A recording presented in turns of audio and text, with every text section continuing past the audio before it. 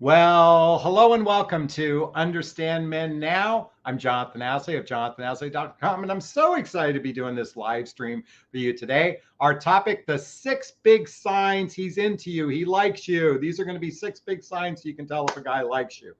All right, really quickly, if you're brand new to my YouTube channel, please hit the subscribe button, hit the bell so you can be notified of new videos.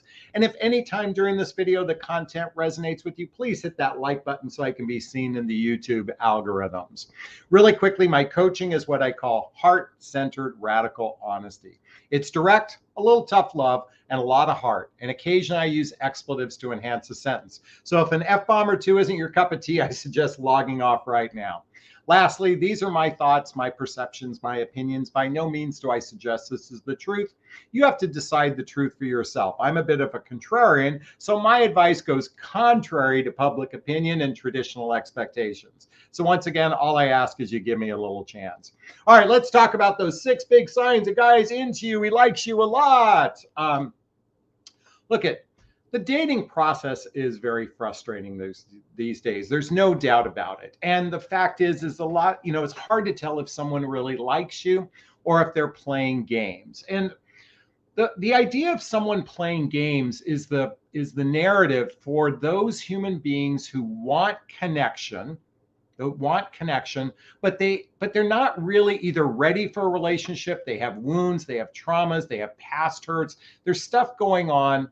And they're in their own internal conflict. And a lot of times that's being judged as game playing because men do tend to come on strong because we have this strong biological desire to have sex with women.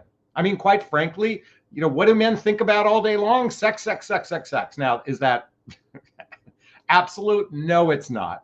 However, when it comes to relationships, that's usually the predominant thought on our minds, especially when we're meeting someone, especially if there's chemistry, connection, you feel like there's a strong desire to be with someone. Oftentimes that's built on that sexual desire to be with them without really knowing who they are.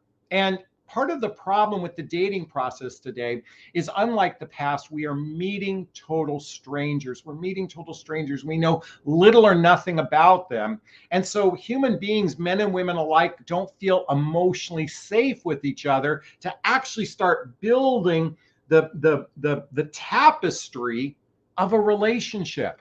I'm going to repeat that. It's oftentimes a lack of emotional safety for both men and women to build that tapestry. I want you to think of a tapestry to build a successful relationship, because the vast majority of humans know very little about the mechanics to a healthy, happy relationship. And this is why, if you watch my channel repeatedly, I oftentimes recommend reading the book 8 Dates by Doctors John and Julie Gottman. 8 Dates by Doctors John and Julie Gottman. Why is that?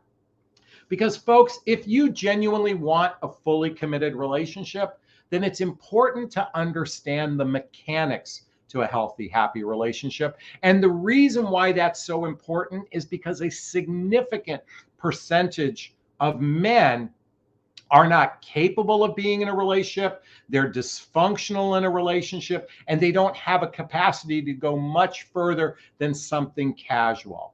I repeat that. They don't have the capacity to go to something deeper than casual. And this is a relatively new phenomenon. This didn't exist 50, 60, 100 years ago. I mean, if we backtrack that far back, oftentimes people got married and they had mistresses, and that was their way to solve the problem. But I'm not suggesting that in any stretch of the means. I'm just saying is that it was a lot different 50, 100 years ago, because basically people mated for the financial security of being with one another. And it wasn't based on their individual ability to take care of one another. In other words, you don't need a codependent relationship, which was predominantly what relationships were in the past. In other words, women needed men predominantly to take care, to be the provider, protector. And that doesn't exist as much anymore today. I'm going to shift gears for a second because I want to share something personal for a moment. I belong to a men's group. There's roughly about 12 to 15 men in our group. It's called the God's Group. Most everybody in the group has a spouse or a partner or are in a relationship. So the women are called the goddesses, the men are called the gods. And not in any, well, never mind. I won't even go down that route. Anyway, my point in sharing this is, I'm blessed to be surrounded by men who are genuinely in love with their partners. They're genuinely in love with their partners. And interestingly enough, I'd say in the last 6 or 7 years I've been part of the group, roughly about 6 of the men in the group have met their partner in the last 6 years. And they met them all through online dating. Let me repeat that. These are guys that met their partners all through online dating. 3 of the men have already gotten married. The other 3 men are in great relationships. I believe that they live together. All 3 of them now live together. And why I'm sharing this is I get the benefit, and I got to break bread with some of them over the weekend. And I got to really sit down with them and get a sense of what makes their relationship work. Why is this different than every other? And what I recognized within them is they're with women who are very strong, smart, successful, confident women. And I don't mean successful by a financial means. I think they're successful in their senses. They've got a really true sense of their identity, and they're not afraid to speak up in relationship. I'm going to repeat that. They have a true sense of their identity, and they're not afraid to speak up in their relationship. These are women who genuinely, from my perspective, because I've got to break bread with them a lot, is these are women who love themselves. In fact, what is my book? If you're not familiar with my book, What the Heck is Self-Love Anyway? What I was just about to share about these women is chapter 1 in my book is speak your truth, do it with kindness. And so these are women that are empowered to speak up to the men they're with. And these men dive deep into the relationship. And I just want you to know these men do exist. They do genuinely exist. You have to sort through out of a lot of dysfunctionality men and men who have clinical issues. There's no doubt about it. These men do exist. And one of the reasons why I became a dating and relationship coach is to help narrow the playing field so you're not dating the dysfunctional men. If you're not familiar with my emotional maturities relationship skills chart, here it is. You can see here, by the way, this is not a fact, it's an opinion, but you can see here, I basically believe that 20% of the population has clinical issues.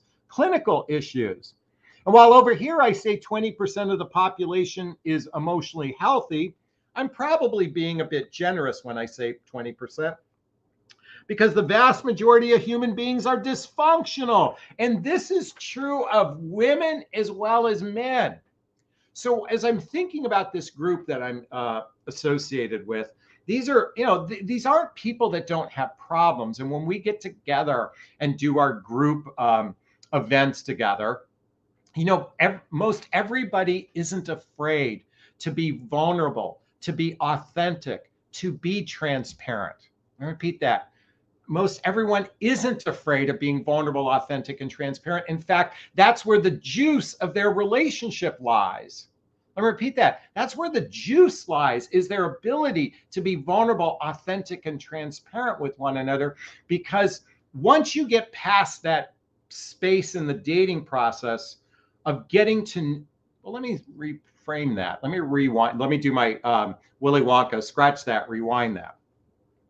Listen, in dating today, there's no doubt we're meeting total strangers. Most of the time, we're meeting total strangers, which requires to go deeper than the surface by asking better questions. Because if you're meeting a stranger and you know nothing about them, as I was talking earlier about emotional safety, it's going to be much harder to start to build that tapestry together. And if you haven't read the book by Malcolm Gladwell called Talking to Strangers, I highly recommend reading this book along with another book about emotional intimacy, because it's going to require going deeper than the surface, as many of you are in the dating realm. Now, I know you're saying, but Jonathon, men need to be doing this. Men need to be doing this. Men need to be doing this.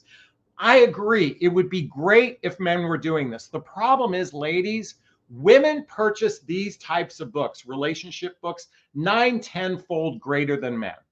I'm gonna repeat that. Women purchase relationship books 9-10-fold greater than men. Now, what books do men purchase?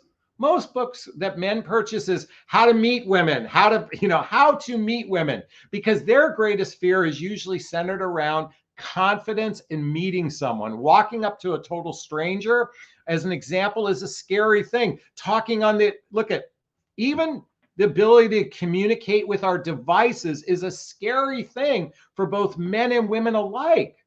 So I'm so tired of the crap. Let me backtrack.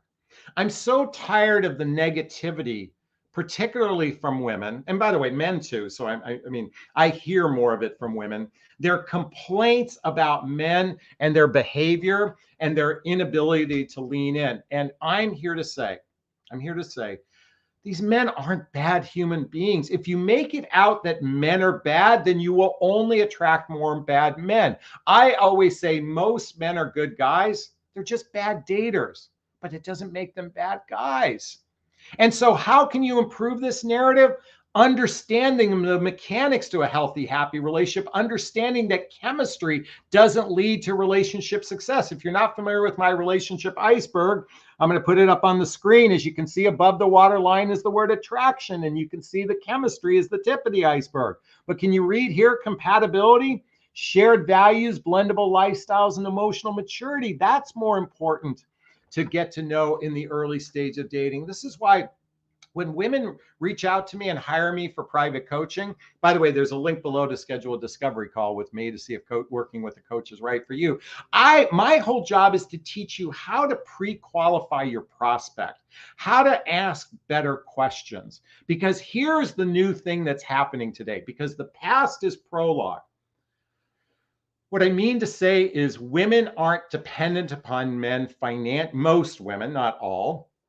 Women aren't dependent financially on men to be the provider protectors in the relationship. And this actually has shifted a whole new narrative into mutual partnership, coming at it from a completely different angle. This is what's going to have to shift if you want to meet that amazing partner in your life. And that's going to require, the new term is called hardballing.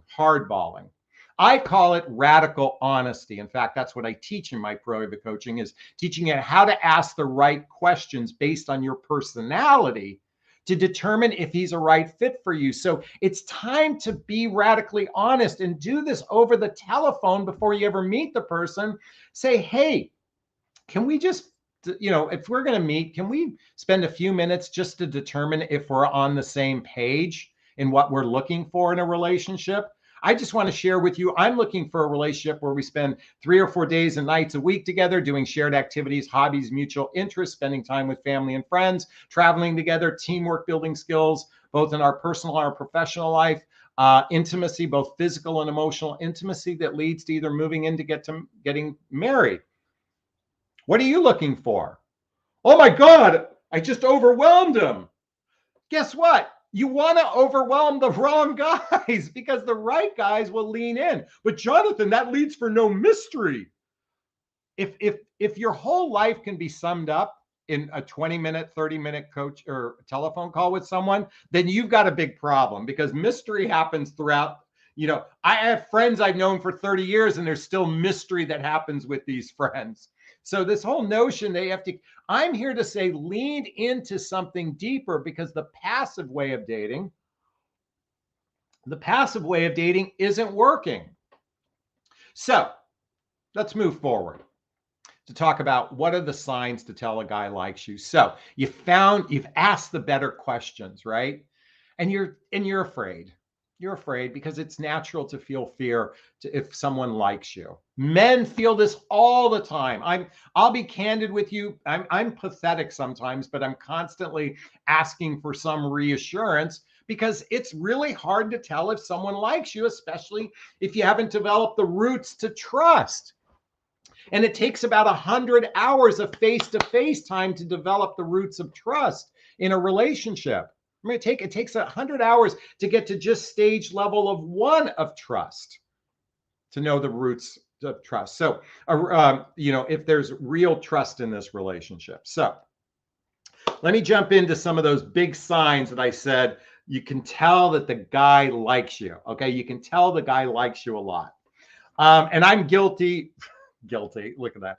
I have done everything I've listed here. I've done everything I've listed here. So I want to share with you. Number one, he's following you on your social media and he likes and he clicks like on pictures, whether it's Instagram, whether it's Facebook, wherever you are on social media, he's looking at it, he's following you and he's liking you. Now, he may be following you and you may not know it, so he might not be liking, but a guy who genuinely likes you is following you on social media, number one. And it's okay to let someone follow you on social media, folks. It helps build that intimacy because, again, we're meeting total strangers and we don't feel emotionally safe with one another. So number one, he's following you on social media. Number two, he's asking you deeper, intimate questions than the surface questions most people are dating today. How's your day going? Did you have a good day? I hope you had a good day. Deeper questions is asking about your professional life. What inspired, like even on a first date, he goes, like I met a school teacher recently, and my question is, what inspired you to become a school teacher? What type of satisfaction do you get out of being a school teacher? Have you had any problem children? It's digging deeper than the surface by picking out the layers below the surface conversation. How's your day going? So if a guy really likes you, he's going to be asking you deeper questions. He's going to ask you about your past relationship. He's actually even going to ask you what you're looking for in a relationship. That's a great sign for someone who does that.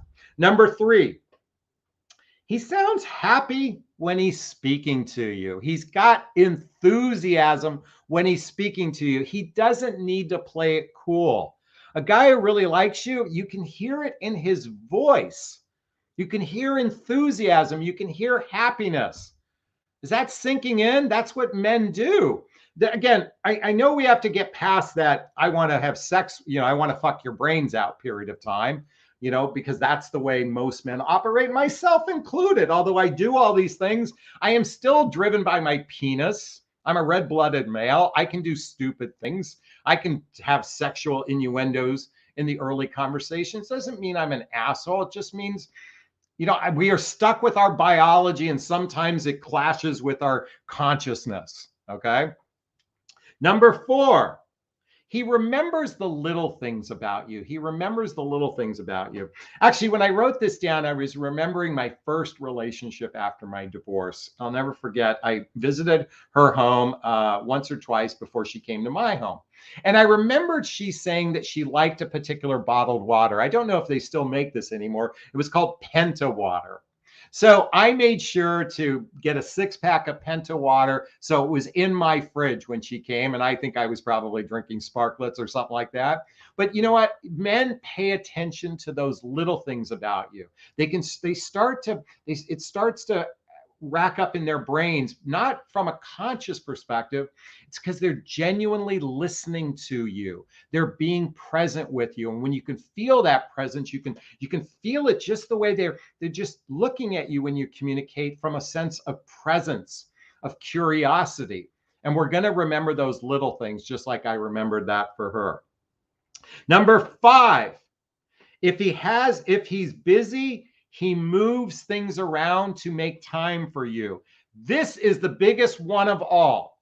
A man who genuinely likes you, if he's got a busy schedule, he moves things around to make time for you. That's a great sign. This is after you've gotten laid, okay? This is a great sign that he's really into you and he likes you. And number six, I shared this before. I'm going to say it again. By the way, we have some men in the group. So if you agree with this one, please post a comment in the comment section. He's willing to be vulnerable, authentic, and transparent with you. When a man genuinely likes you, he's willing to be vulnerable. I like you. He might even say, I'm afraid you don't like me. He might say that. He's authentic in his life and he's transparent. What transparency means, if it's material to the relationship, he's going to speak up. He might talk about things in his life that may feel like shame, but it might be important for you to know. and he's going to speak up. He's vulnerable, authentic, and transparent. Those are 6 big signs a guy is into you and he thinks about you a lot. He checks you on social media. He asks deeper questions. He sounds happy when he speaks with you. He remembers the little things. If he's busy, he moves things around. And lastly, he's vulnerable, authentic, and transparent. I've already got guys saying in here, I'm already that in the Q&A box. Okay, in the chat box. All right, I think that covers our content for today. I think this will be a great place to stop for our live stream chat. In other words, if you have questions of me, this is your chance to ask a question. You have a couple options. You can write the word question and then post the question there after if you have of me, or you can purchase a super sticker, super chat. There's a little $ in the box. All the monies from the super sticker, super chat goes to a scholarship fund in the name of my son, Connor Aslay. That's a picture of him there. That's him with his mom and his brother on his brother's graduation. Actually, that was the last time we were together as a family. Connor passed away in 2018. And in his honor, I started a scholarship fund to defray the cost of personal development for those seeking personal development work, also to donate to charities such as the Hoffman Process or Insight Seminars, which are great places to heal your childhood wounds and traumas. I would be truly honored if you did donate to Connor's charity today or scholarship fund today by purchasing a super sticker, super chat. And if you're listening to the audio portion of this, you won't be able to see any of this. All right, let's jump into our questions. Sheik says, question, what if he does these things and says he's not ready for a relationship? What is it? Well, you know what? At least he's honest. Okay. If he does that, okay.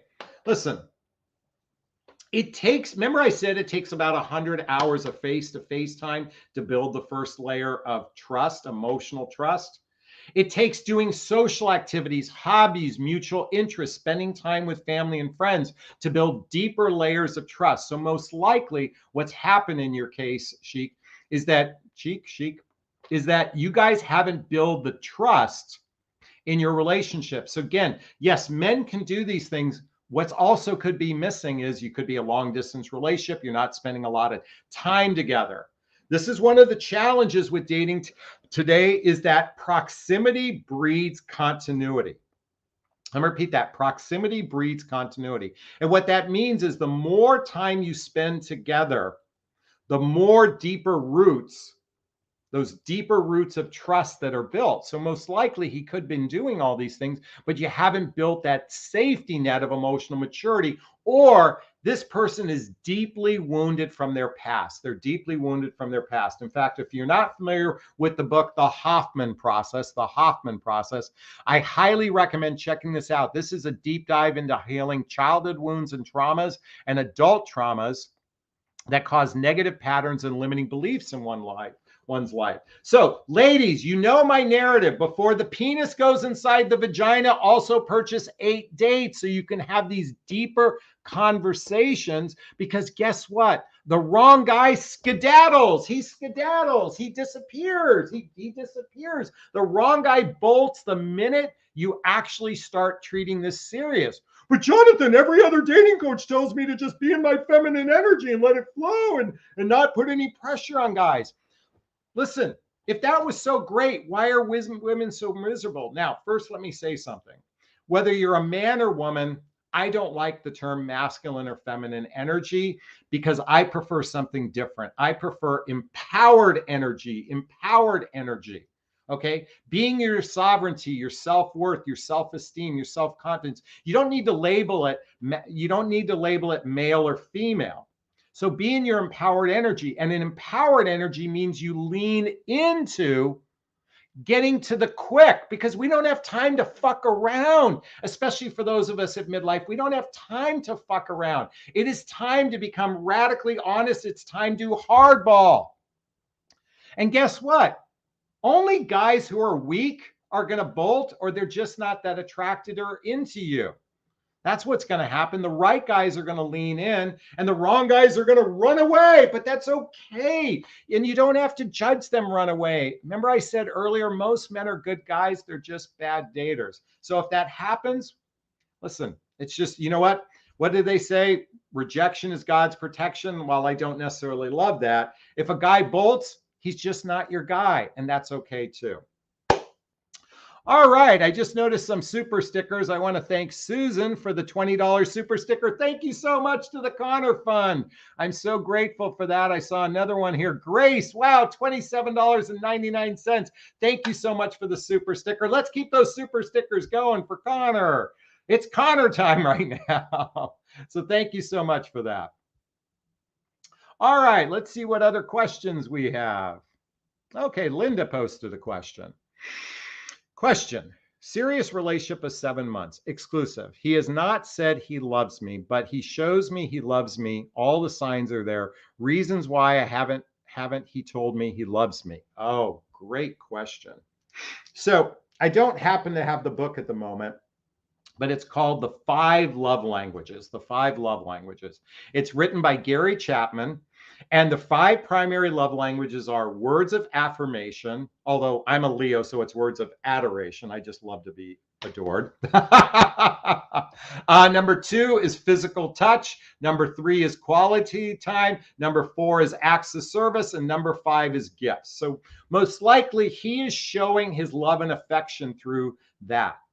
Now, what's also most likely happening is the words I love you probably is associated with some pain for him. He has some past pain associated with the words I love you. And maybe it was parental pain. In other words, something from his parents, which he most likely was traumatized while growing up. That's most likely one reason why. And the other reason why, he had probably a very bad marriage or a bad relationship that caused him to fear the words I love you.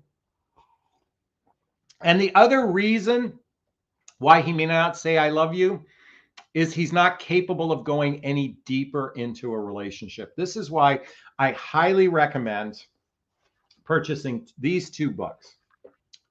How to Build Trust in a Relationship and Couples Communication Guide. I highly recommend this because it's time to have deeper conversations with this guy. You're 7 months in, most likely you're in midlife. It's time to decide if you're going to shit or get off the pot. What's the purpose of this relationship? What's the purpose of this relationship? Are we just doing this to hang around or have a good time? Or do we have a plan? Are we going to do something deeper? And I think at the 7-month mark, that's an okay time to have that kind of conversation. Listen, ladies, whenever you say, where's this relationship going? That's a passive way to date. You're expecting the guy to know. How about, what do you want to co-create together? Did I bring out the book, Spiritual Partnership by Gary Zukav? What do you want to co-create together? Even reading the book 8 Dates Together would be a fantastic book, because if you're just hanging out and spending time together, that's great. If you want to build roots, it's going to require going deeper than the surface. And I got to tell you something, roadies. Your passivity in this area is why you're so fucking miserable. But Jonathan, men are the leaders of the relationship. They're supposed to plan the dates and pay for everything and blah, blah. That's what we have been told. Listen, that old narrative is ruining the old traditional expectations. And God forbid you read the book, The Rules. That will fuck you up like nobody's business. It is, especially at midlife, it is time to look at a relationship as a 2-lane street. You're both driving your cars at the same pace. So it's time. Listen, if you're pulling the car along, you're in trouble. And if you're expecting him to pull you along, you're in trouble. Stop being so passive and naive. And I'm not suggesting this about you, Linda. What I am suggesting for everybody listening, stop being passive passengers in your life. Start taking charge of your life. You have to let go of the old traditional beliefs and expectations because they don't work. It's time for a whole new ball game. It's time for compassionate dating, not competitive dating. You know what happens on most dates?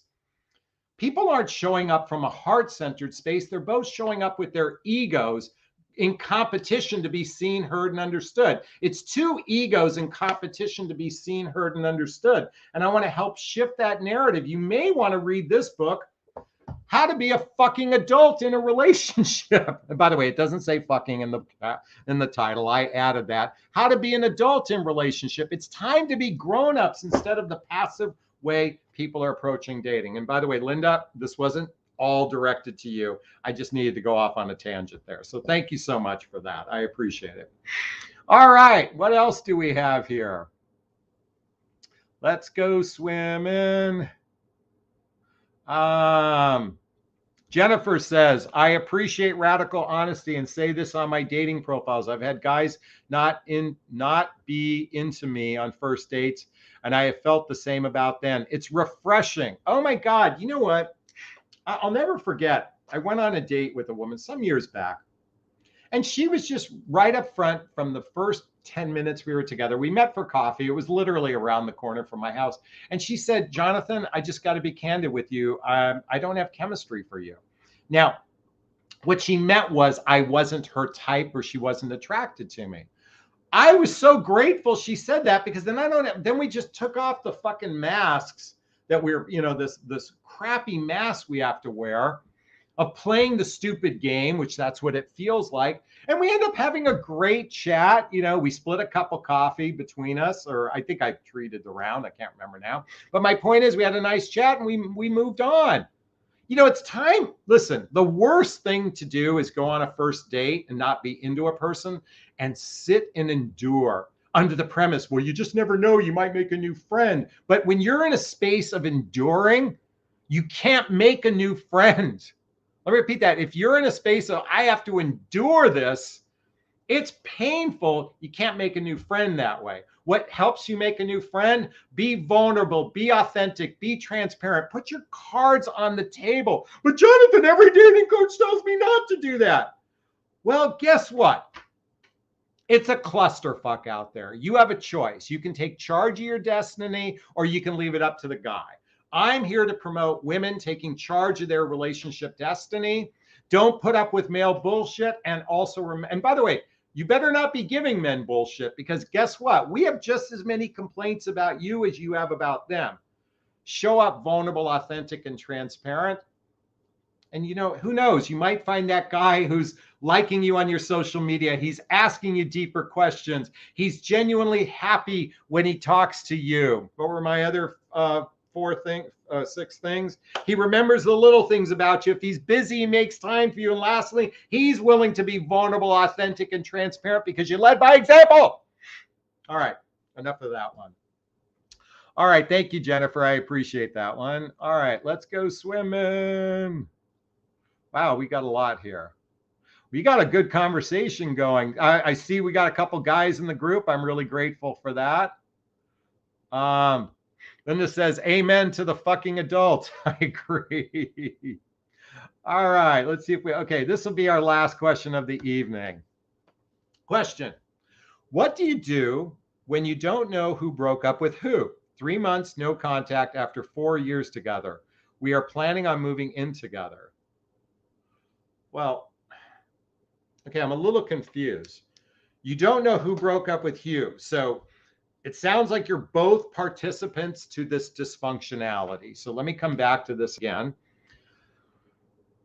4 years together, and you were planning on moving in together, and now it's 3 months, no contact. So neither one of you are reaching out to one another. That to me is dysfunctionality. Ladies, listen, we dating coaches shoot a lot of videos, why men pull away, why men ghost, why men disappear, why men go silent. If you watch my videos, every other dating coach tells you to lean back in your feminine energy, live your life, and the guy will gravitate towards you because you've gone the other direction. Ugh is what I say to that. Listen, I'm all in favor of being in your empowered energy. Let's not discount that. I'm just telling you, if you pull away and thinking that the guy will come back, yes, some men do. Those desperate men who are operating from codependency, they temporarily come back but they go back to their old patterning. Do you know what changes the narrative today? Being radically honest, it means picking up the fucking phone when you haven't heard from someone in a couple days. In fact, I was just working with my Pilates instructor about this earlier today. She's with one of those aloof kind of guys. She put her cards on the table in a text message, and it scared the shit out of him. Sadly, in the wrong way. And let me reframe that, not sadly in the wrong way. Well, happily in the wrong way. Or what I mean to say is, she was upfront with him and he just wussed out. That's the sad part. He wussed out. Okay. You know what? I've had women put their cards on the table. Some of them I'm into. I will lean in. When a man genuinely likes you, he's going to lean into the relationship when you put your cards on the table. When a guy's ambivalent about you, he's going to run away. However, what I see the biggest mistake of all is not enough social activities, hobbies, mutual interest, spending time with family and friends to build the deeper emotional safety so everybody can lean into the relationship. This relationship was 4 years old and they were living together. So if someone goes no contact for a couple days, then fucking pick up the phone and say, where the hell are you? Call them on their shit. And then if they don't respond, then you know you're with a person that couldn't go any deeper. And basically their silence was their decision. But stop being passive, ladies. Stop this narrative of passivity. You are in charge of your relationship destiny. Don't give it to the guy. And sadly, many of you women are suckling on the nipple of, I need you to love me so I can feel good about myself. By the way, men and women like do this. I need you to love me so I can feel good about myself. I need you to like me so I can feel good about myself. I need you to give me attention so I feel good about myself. I'm here to say, when you feel good about yourself, you don't need it. You want it, but you don't need it. Does that make sense? I hope so.